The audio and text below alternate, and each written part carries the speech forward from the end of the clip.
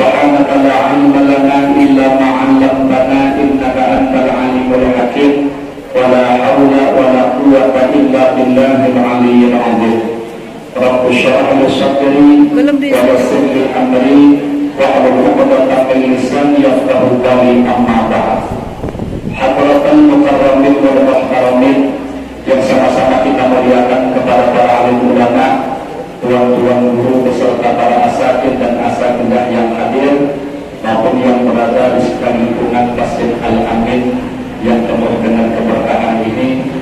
Begitu pula yang sama-sama kita muliakan kepada para petugas, para sesepuh, para khusus fikri wabil khusus kepada Ibunda Hajah Sumartini Amir selaku Ketua Umum Persaudaraan Husnul Khatimah Kuala Tungkal. Begitu pula yang sama-sama kita muliakan Ibu-Ibu Ketua Majelis Taklim, terkhusus Ibu Ketua Majelis Taklim Al-Ikhlas Masjid Al-Amin yang menjadi sponsor kegiatan Maulid Nabi kita di sore hari ini, dan tidak ketinggalan pula kepada bapak-bapak, ibu-ibu, hadirin dan hadirat yang semuanya saja saya doakan mudah-mudahan senantiasa diberikan Allah panjang umur, sehat dan walafiat di dalam ketaatan kepada Allah Subhanahu wa Ta'ala.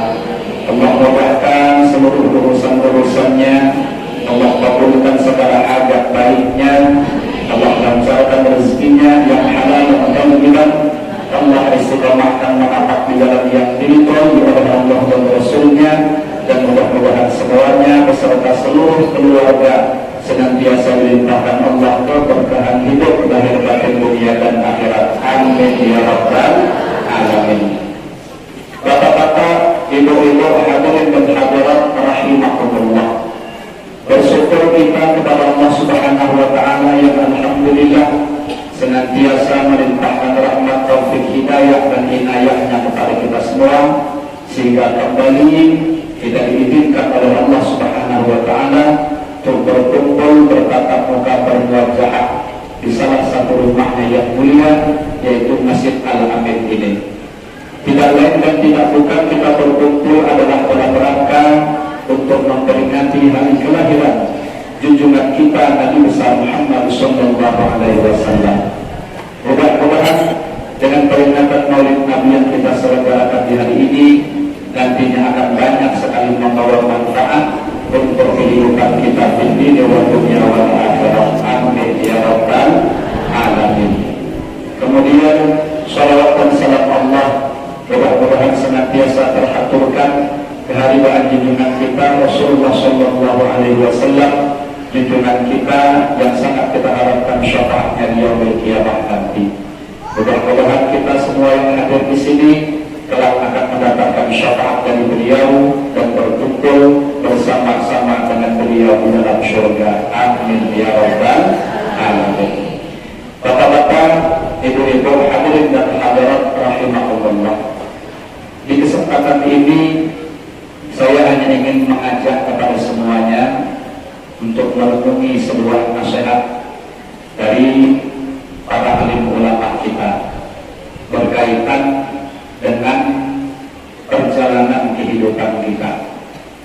Sekarang kita ada di alam dunia dan dipastikan kita pasti akan meninggal dunia, betul? Nah, yang kita tidak tahu itu hanya waktunya. Yang kita tidak tahu itu hanya tempatnya. Yang kita tidak tahu bagaimana keadaan kita di saat mati. Namun yang lebih penting daripada itu, biarlah kita tidak tahu waktunya, biarlah kita tidak tahu tempatnya, biarlah kita tidak tahu bagaimana keadaannya. Yang jelas, yang paling diharap adalah satu ada statusnya, yaitu meninggal dalam keadaan husnul khatimah. Tandanya apa? Tandanya diizinkan, dimudahkan oleh Allah Subhanahu wa Ta'ala sebelum meninggal dunia bisa mengucapkan kalimat tauhid la ilaha illallah. Mudah-mudahan itu bisa diucapkan. Amin ya rabbal alamin. Namun dalam realita kenyataannya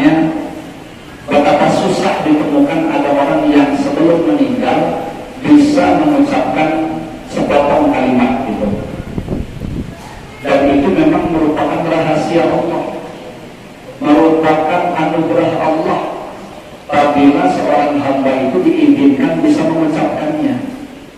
Dan ini harapan kita semua. Maka dari itu, bapak-bapak, ibu-ibu yang dirahmati Allah, di sini saya akan menyampaikan ada beberapa golongan manusia yang dijamin tidak akan mampu mengucapkan kalimat ini. Walaupun semasa hidupnya ini dia hafal, fasih mengucapkannya, merdu suaranya. Tapi kalau masuk dalam beberapa golongan ini, maka dijamin dia tidak akan mampu mengucapkan kalimat tersebut. Makanya Nabi serahkan kewaspadaan, menjadi kehati-hatian bagi kita. Jangan sampai kita masuk dalam salah satu daripada golongan ini. Salah satunya saja jangan sampai, apalagi semuanya. Waktu celaka 12 kita. Karena satu saja sudah menghalangi untuk bisa mengucapkan kalimat la ilaha illallah, apalagi kalau kita masuk dalam semua golongan. Timbul pertanyaan, apa saja golongan itu ya Ustaz? Pertama, kata ulama, golongan pertama yang dijamin tidak akan mampu mengucapkan la ilaha illallah adalah hukukul walidain, golongan orang-orang yang semasa hidup di dunianya durhaka kepada kedua orang tua. Nah, makanya berhati-hati bapak dan ibu, itu keramat hidup kalau memang masih hidup. Andaikan telah meninggal dunia pun kita masih bisa mendapatkan keberkahannya. Makanya orang yang orang tuanya masih hidup sungguh sangat beruntung. Kenapa? Jalan menuju surga sangat terbuka lebar. Jalan paling tengah-tengah, jalan paling luas, jalan paling mulus itu adalah berbakti kepada kedua orang tua. Nah, maka dari itu, apabila orang tua masih hidup, lakukan dua hal. Senangkan hati mereka, satu, dengan cara apapun. Yang kedua, kalau tidak mampu, jangan bikin sakit hati. Itu sudah sering bolak-balik saya sampaikan di majelis. Senangkan dalam cara apapun, kalau tidak mampu menyenangkan, jangan bikin sakit hati beliau. Syukur-syukur beliau pernah mengakui ibu dan bapak merupakan anak yang beliau ridhoi, beliau cintai, beliau senangi. Kalau itu memang sudah ada pengakuan semacam itu, beruntung bapak dan ibu, berarti satu tiket surga sudah ibu genggam. Apalagi kalau kedua-duanya yang bilang abang mama kita, berarti dua tiket surga yang sudah ibu genggam. Makanya jangan heran sekelas Imam Al-Hasan Al-Basri merupakan pimpinan tabi'in, itu di saat ibunda beliau meninggal, beliau nangis sesungguhkan macam anak halus.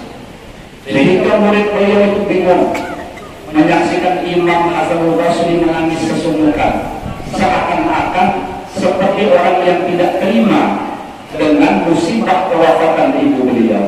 Sehingga ada salah seorang murid beliau itu seakan-akan kayak menegur, wahai Imam, apakah engkau tidak rela dengan kematian ibumu?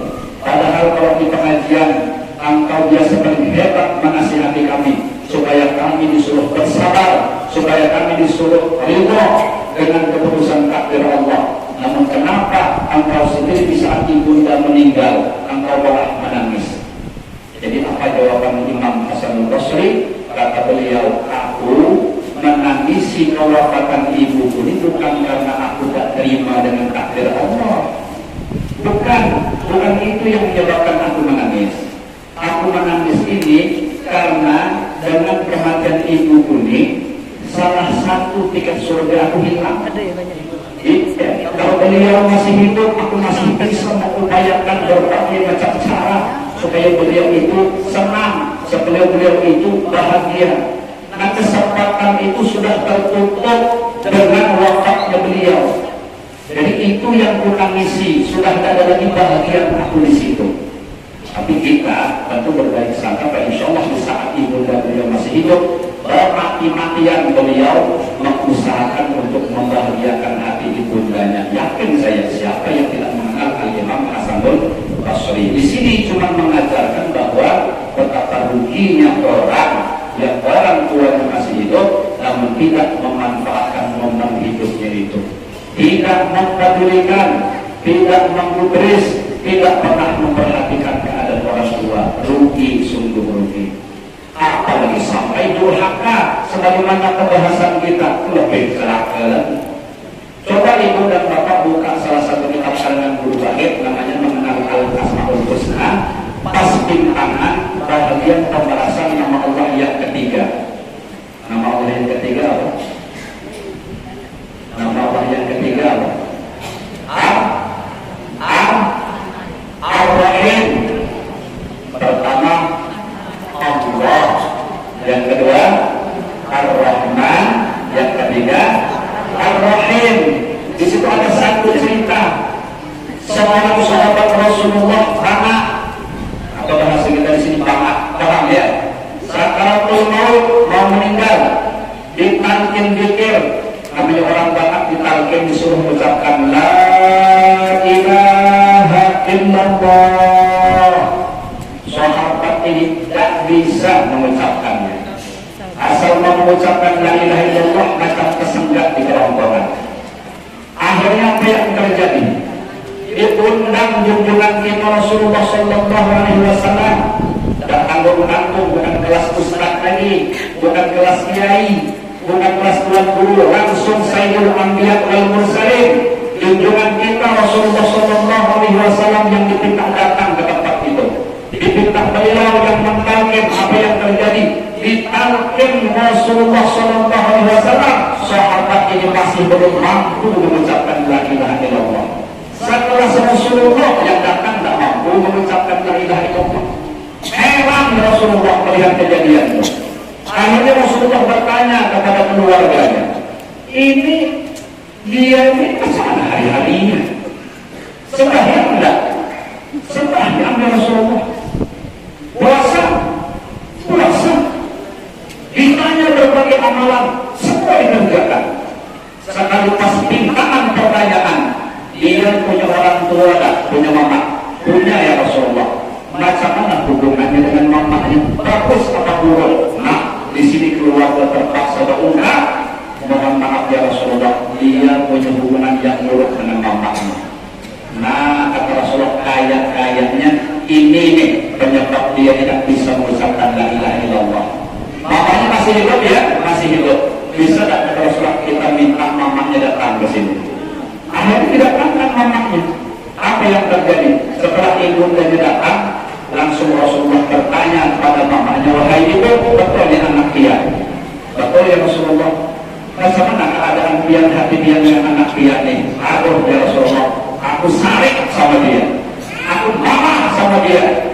Kenapa kok sampai segitunya ibu marah? Ya Rasulullah, coba pian lihat di mata ini, pikat sebelah. Kenapa? Pernah ditempeleng sama dia. Itu lama ditempelengnya, saking kuatnya tempelengan itu sampai pikat sebelah kanan. Wah, kalau bangsa kita berwajar aja kalau itu. Nah, jadi ya Rasulullah kata mamanya, sejak dia nempeleng aku sakit hati betul aku. Dari ceritanya aku melindungi dia, dari ceritanya aku rela sama dia, biarlah dia. Iya Rasulullah, karena maka adanya macam itu. Jadi kata Rasulullah, kata lo, mantap sudah nih kira-kira macam itu. Iya. Nah kalau macam itu kamu sudah mati-matian, misalnya bahasa gitu tuh, mencoba membimbing supaya dia bisa mendapatkan mengucap la ilaha illallah, tapi memang tak bisa. Rasanya ada lagi cara lain nih, karena ibu pun sudah tidak mau memaafkannya. Ya apa boleh buat, terpaksa anak ibu kami makan sebelum dia merasakan panasnya api neraka. Wahai sahabat, kata Rasulullah, kumpulkan kayu bakar. Ini kita bakar aja ceritanya. Wah, usaha sahabat itu langsung menyebar perhatian mau mencari daripada yang namanya kayu bakar. Nah, disinilah rahimnya Allah itu turun. Langsung hidupnya itu seperti orang berlindung. Kata ibunya, ya Allah, ini anak 9 bulan lebih ada di perut aku.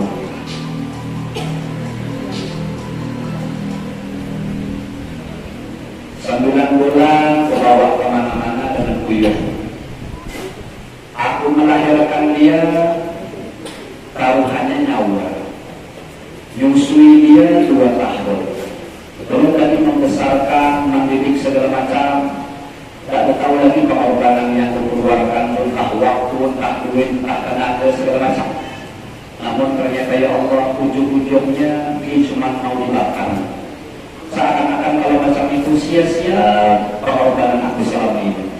Akhirnya Allah lengkapkan satu rahmatnya ke dalam hati ibu itu melalui namanya Ar-Rahim. Daripada kasihan anakku ini, ya kata ibunya, ya Rasulullah, kalau memang bulu-bulu ini cuma mau kena bakar, aku dan tega bilang, ya aku ampuni ya Rasulullah kesalahan dia, aku maafkan, aku ridhoi dia. Jadi kata Rasulullah, jujur ibu bilang seperti itu, iya jujur. Nah sudah kita buktikan. Langsung Rasulullah mendekat kepada laki-laki ini, langsung mengatakan, ucapkan la ilaha illallah. Sebabkan karena kejujuran ibundanya telah lillahi ta'ala memaafkan dia, langsung dia bisa mengucapkan la ilaha illallah.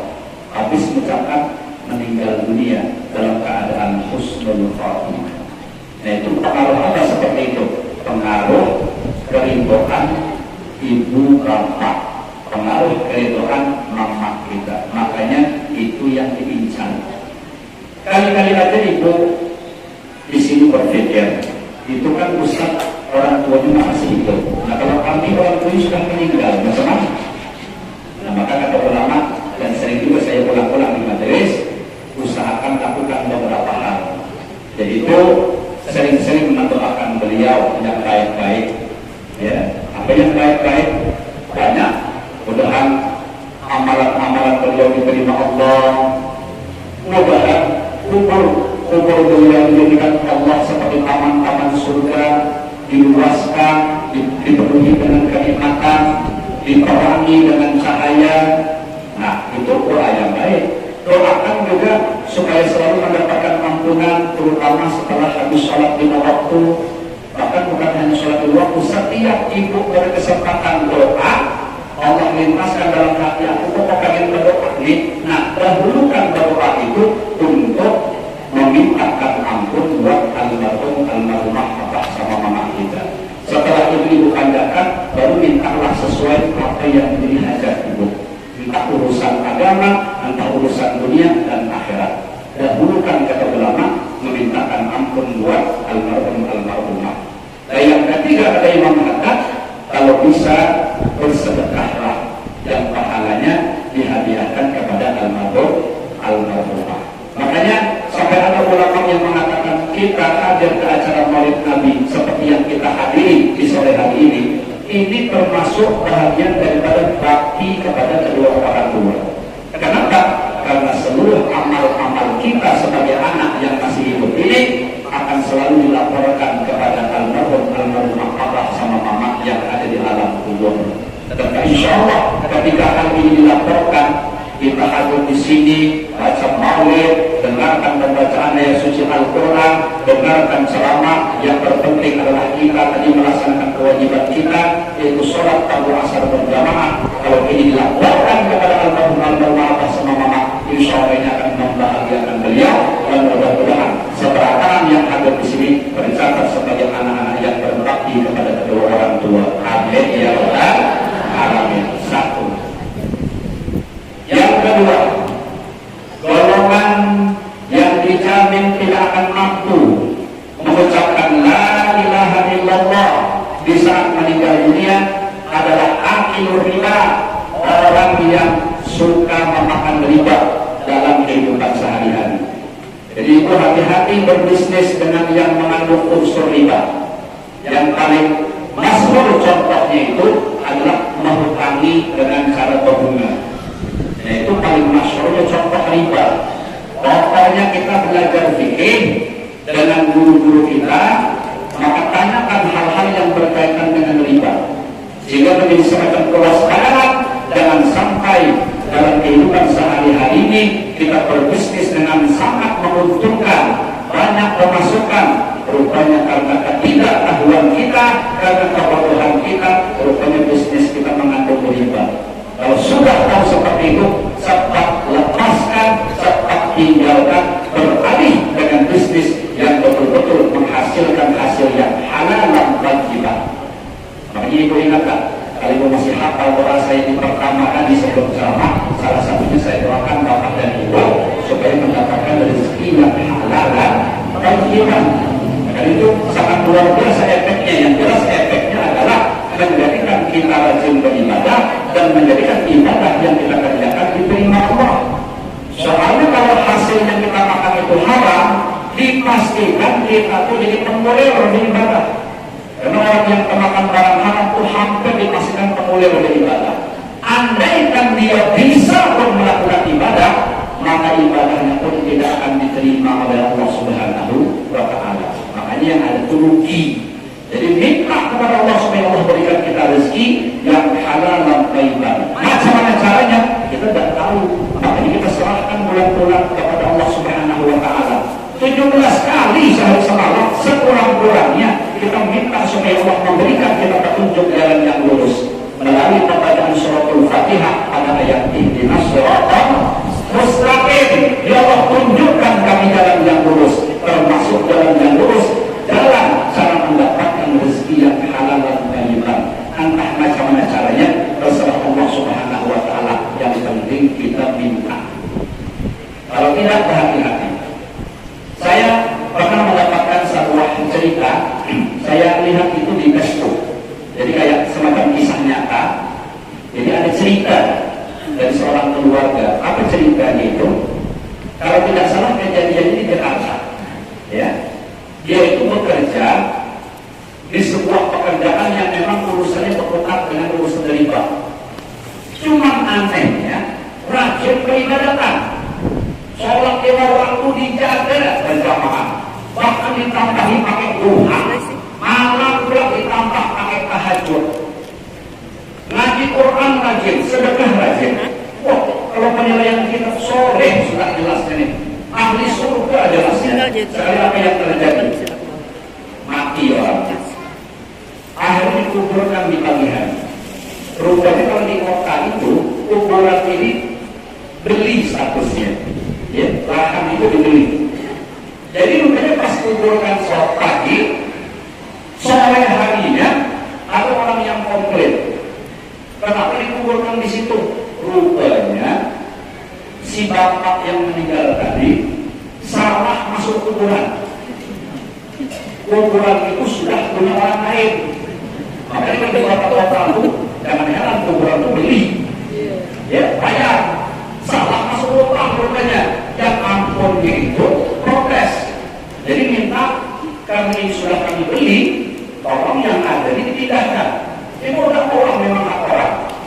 Ibu kalau masa ke Sekumpul aja, tapi yang pernah siapa ke Sekumpul itu saya tahun 2005. Itu kan kuburan kampung Sekumpul itu nanti di belakangnya ada alkah namanya, kuburan umum, tapi masih dalam konteks sekitar rumah kampung Sekumpul. Alkah itu satu lubang di alkah tadi ada yang berani bayar 40 juta, mahal harganya. Di sini dikurangkan dengan saya kuburan kebayar itu kuburan keramat, salah satunya kalau tidak salah 7 juta. Ya, itu masih murah kuburan kita orang-orang Muslim nih. Kalau kuburan non Muslim, apalagi Cina, itu lebih mahal lagi. Makanya kuburan mereka itu rata-rata tempat indah-indah di perbukitan, di pegunungan. Semakin tinggi lokasinya, semakin mahal. Bahkan saya baca di data itu satu lubangnya bisa seharga 250 juta, bahkan sampai setengah miliar. Bayangkan kuburan orang kafir. Kenapa bisa mahal seperti itu? Semakin tinggi, semakin mendekati nirwana. Kalau bahasa keimanan mereka begitu. Kalau bahasa kita, semakin tinggi kuburan, semakin mendekati surga. Seakan-akan kayak gitu. Itu paham mereka, terserah. Kita tidak mau mencerah. Mereka tidak ada perangkat yang paham seperti itu. Kalau kita bebasnya ada di lubang di mana saja, asalkan meninggal itu surga Fatimah, maka lubang itu insya Allah aman surga.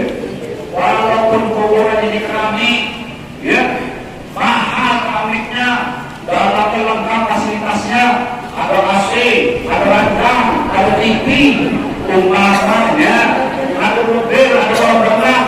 Kalau matinya surah Fatimah, pasti itu problem minggu paling merah. Pasti itu menjadi satu jurang daripada jurang yang neraka. Makanya tidak penting masalah bangsa pindah, yang penting status matinya tadi. Betul. Nah, kita berbalik ke cerita kubur tadi. Salah lupa. Sore ini mau dibongkar. Apa yang terjadi? Sekali dibongkar sore hari, hangit tubuh sudah. Geleng-geleng kepala orang. Padahal kan baru pagi tadi yang kuburkan. Ada yang pernah kuburkan itu. Kenapa sekarang hangit? Maka masa petang. Kayak orang dibakar hangit gitu. Nah, lalu orang terendam. Oh iya, kan gawian dia berbuka sama riba. Padahal sembahyang lima waktunya rajin ya jemaah. Tuhan ditambahnya, tahajud ditambah. Tapi gawiannya riba. Nah, macam itu efek sampingnya. Nah, makanya berhati-hati. Jangan sampai kita melakukan hal yang sama. Maka dari itu, andaikan Bapak dan Ibu ada yang bertukar dengan urusan riba, segera bertaubat, minta ampun kepada Allah Subhanahu wa Ta'ala dengan taubatan nasuha.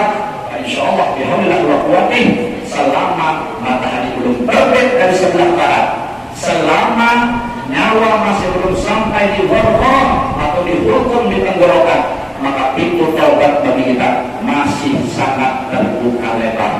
Dan mudah-mudahan harapan saya, seberapaan daripada yang hadir di sini termasuk saya, mudah-mudahan kita semua nanti sebelum meninggal dunia diizinkan oleh Allah Ta'ala melakukan taubatan nasuha. Amin ya rabbal alamin. Betapa indahnya hidup kita sebelum meninggal dunia, tak ada lagi punya hutang piutang. Sesama manusia harus hutang piutang. Sesama manusia urusan pinjam meminjam harus dibalikkan. Kepada Allah Ta'ala tak ada lagi cerita hutang sholat. Kepada Allah Ta'ala tak ada lagi cerita hutang puasa, zakat dan lain sebagainya. Justru kita menghadap Allah dalam kondisi hati yang sangat bersih. Kalau ada orang salah, kita maafkan. Kalau ada orang minta ampun, kita ampuni. Semuanya telah terselesaikan. Sehingga masuk dalam ayat illa man atallaha biqalbin salim. Semua menghadap Allah dalam kondisi hati yang bersih, hati yang selamat daripada seluruh penyakit-penyakit hati. Amin ya rabbal alamin. Ibu-ibu yang dirahmati oleh Allah Subhanahu wa Ta'ala, golongan ini masih ada beberapa golongan. Mau saya cukup di sini atau yang habiskan sekalian? Cukup. Itu habiskan. Kalau nggak nyaman ya. Oke. Yang ketiga, golongan yang dijamin tidak akan mampu mengucapkan kalimat la ilaha illallah adalah golongan yang sewaktu hidup di dunia suka menzalimi orang lain. Nah, makanya berhati-hati hidup ini kita selalu berinteraksi, jangan sampai berbuat zalim dalam segala hal. Kezaliman sesama hamba itu biasanya kaitannya kepada harta benda. Makanya tadi salah satu doanya urusan harta benda mudahan telah selesai. Apa di antara ditungkal yang paling sering saya dengarkan ada curhatan dari jamaah. Ditungkal ini Ustaz, paling banyak orang kami berutang tapi tidak mau bayar. Wah, mudahan di sini tak ada orangnya. Kalau ada orangnya mudahan taubat. Amin ya rabbal alamin. Tapi kalau dia merajuk, insyaallah besok ada datang lagi. Kalau ada akun lagi ceramah disinggung-singgung aja, dia tak berusaha lagi. Nah, jadi besok itu cuma amati nanti kalau keluar. Rasa pertemuan yang akan datang tidak ketemu, jangan-jangan merajuk ke orangnya. Nah, hati-hati. Pinjam-meminjam di balik rumah nanti ibu saya di dapur, lihat piring itu ada tak sendok tetangga belum dibalikkan. Iya, piring kita akan bikin acara, pinjam sendok selusin, jadikan 10. Nah, kan ada gitu. Ada kadang-kadang itu minjam pukul, minjam mau, balikkan tidak mau. Sampai yang ampunnya justru rumah kita, sering nyaman pula berkata, aku lupa ya begini. Lupa apa? Orangnya banyak betul-betul minum di rumah kita, masa lupa sering betul. Ya, nah hati-hati sebiji barang orang yang menjadi milik orang ada di wadah kita belum diselesaikan, jangan mimpi masuk surga. Tak bisa, seluruhnya harus diselesaikan di mahkamah ilahiyah. Semakin banyak hak-hak orang di tangan kita, makin banyak kita masuk surga. Saya sering bercerita, ada ulama berjalan ke masjid, tidak pakai serban dari rumah, jadi makanya itu berduduk sambil berjalan, sambil berjalan sambil berputar. Rupanya pas ingin memulai kami, sah ujungnya itu terkait di pagar rumah orang, rumah tetangga. Nah, kadang-kadang pagarnya itu dari kayu, karena menarik gitu kan, disertak oleh beliau. Rupanya pagar itu terkuat seujung kuku nih. Seujung kuku ini cuma terkuat, pagar menjadi rusak. Apa yang terjadi? Di mahkamah ilahiyah ini ulama tidak bisa masuk surga kecuali harus merelakan dulu sama yang kampungnya pagar. Coba terkuat ini bayangkan kalau yang lebih dari ini. Nah, dalam kehidupan sehari-hari, macam mana kita mau masuk surga? Jadi salah seorang ulama besar namanya Al-Habib Ali Batu Pahat, itu kalau tidak salah namanya Al-Aidrus. Itu beliau itu sekelas Al-Habib Umar bin Muhammad bin Salim bin Hafid kalau ke Malaysia, mampir ke rumah Al-Habib Ali Batu Pahat. Sekelas Al-Marhum Syekh Muhammad bin Ali Al-Maliki kalau ke Malaysia, mampir ke rumah Habib Ali Batu Pahat. Kenapa hebatnya Habib Ali Batu Pahat ini? Beliau marah yang luar biasa. Di rumah beliau itu polos. Nah, kalau macam ini kan banyak gantung-gantungan macam ini. Kalau kita main ke rumah ulama, rumah tuan guru, mesin banyak potret, banyak poster, banyak apa gitu hias-hiasannya. Kadang di ruang tamu, kadang di ruang keluarga. Beliau itu udah polos. Sekali ditanya, wahai Habib, kenapa rumah pian tidak sama dengan rumah Habib-Habib yang lain? Kalau Habib-Habib itu banyak foto-fotonya. Pian kok ada lagu-lagu? Dijawab sama beliau, macam mana aku nama foto rumah ini, kata beliau rumah siwaran. Ya, ini bukan rumah aku nyiwul. Nah, kalau nyiwul kan memang sama, ada masalah pasang foto. Ya mana mau lah, kata beliau. Soalnya kalau rumah ini aku pasang foto, pasti aku ngaku-ngaku. Kalau aku ngaku-ngaku, itu namanya aku mau bolongi dindingnya, rusak. Ini bukan rumah aku, rumah siwaran. Sedangkan aku tidak mau merusak punya orang, makanya aku tidak mau masang poster karena bakal merusak dindingnya. Nah, saking macam itu rapatnya. Kita ditunggangi rumahnya lurus, balikan merah jadi. Jadi kita pugar, kita renovasi sekehendak kita. Bahkan ada, mohon maaf ada satu kisah sadis di ungkap ini, jiwa rumah ternyata beberapa tahun PDAM-nya tidak bayar-bayarkan. Kadang listriknya dan bayar-bayarnya sekali sudah dibayar, diserahkan ke punya rumah, sibuk habis nombori pembayaran dulu cuma. Itu penyewa apa macam itu? Ya, mau lancar masuk surga enak betul. Nah, itu di sana orangnya di sini enggak. Di sini insya Allah saya temukan bagi yang solehah. Nah, saya orang. Semua jadi begitu solehah, aku di surga. Ibu yang melihat betul wajahnya wajah penyenyum. Kalau di sini ada kan? Alhamdulillah wajah surga. Nah, jadi berhati-hati menghormati orang. Baik bidangnya harta, baik bidangnya itu diri, baik bidangnya itu pribadi, baik bidangnya itu kehormatan, baik bidangnya itu agama. Pokoknya segala sisi jangan ada cerita kita menzalimi orang. Andaikan kalau terjadi, sekuat tenaga kita minta maaf, minta ridho, minta halal. Kalau orang sudah meninggal dunia, banyak-banyak mintakan ampun untuk diri kita, mintakan ampun untuk dia. Kalau duit kita berlebih, bersedekahlah yang pahalanya kita hadiahkan untuk dia. Dan ingat, ada istighfar yang ada kata-kata ini. Wali ashabil huquqil wajibati alayya. Betul ya? Nah, ini saat ucap itu, ibu bayangkan wajah dia. Wajah orang yang dahulu pernah kita tolini karena kebodohan kita, dan orang yang sudah tidak tahu lagi kisahnya, entah memang kita tidak tahu keberadaannya, memang orang sudah meninggal dunia.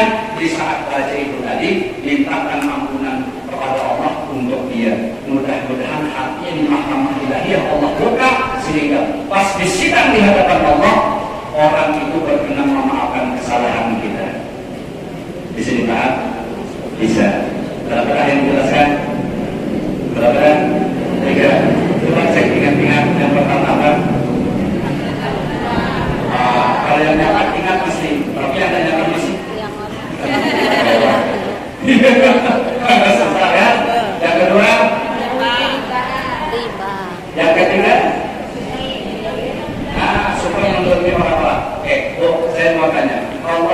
perhimpunan Anda senang genap atau ganjil? Ganjil. Kalau senang? Ganjil atau kenapa? Nah, karena ganjil Allah senang. Biarlah saya cukupkan sampai di situ. Ya, Allah senang masih ada. Nah, yang jelas kalau sedikit mudah-mudahan dijadikan Allah Ta'ala menjadi ilmu nafi, manfaat berkah dunia akhirat untuk kita semua. Amin ya Rabbal alamin. Ala adhimniya wa ala man awadu aslaf wa nasalihun wa likulli niyatin salihah. Baik hadratin Nabi sallallahu alaihi wa ala alihi wa sahbihi wa baraka wa sallam. Al-Fatihah. A'udzu billahi minasy syaithanir rajim. Bismillahirrahmanirrahim. Alhamdulillahi rabbil alamin. Ar-Rahmanir Rahim. Maliki yaumiddin. Iyyaka na'budu wa iyyaka nasta'in. Ihdinas siratal mustaqim. Shiratal ladzina an'amta 'alaihim ghairil maghdubi 'alaihim waladdallin. Amin. Ada Allah wa iyyakum ajma'in. Wassalamualaikum warahmatullahi wabarakatuh. Bismillahirrahmanirrahim. Alhamdulillahi rabbil alamin. Wassalatu wassalamu ala asyrafil anbiya wal mursalin sayyidina wa maulana Muhammadin wa ala alihi wa sahbihi ajma'in. Allahumma ighfir lana dhunubana wa liwalidina warhamhum kama rabbawna shighara wa li azwajina wa li awladina wa li dhurriyyatina wa li ahli baitina wa li talamidina wa li jiranina wa li ahbabina wa li asatidina wa li masyayikhina وبأصحاب الحقوق الواجبة علينا ولجميع المسلمين والمسلمات والمؤمنين والمؤمنات الأحياء منهم والأموات وتابع بيننا وبينهم بالخيرات ولا حول ولا قوة إلا بالله العلي العظيم. اللهم إنا نسألك علما نافعا وقلبا خاشعا وعملا متقبلا ورزقا كثيرا حلالا طيبا مباركا فيه. اللهم إنا نعوذ بك من علم لا ينفع وقلب لا يخشع وعمل لا يرفع ودعاء لا يسمع. ربنا آتنا في الدنيا حسنة وفي الآخرة حسنة وقنا عذاب النار. وصلى الله على سيدنا ومولانا محمد النبي الأمي وعلى آله وصحبه وبارك وسلم بفضل سبحان ربك رب العزة عما يصفون وسلام على المرسلين والحمد لله رب العالمين. تقبل الله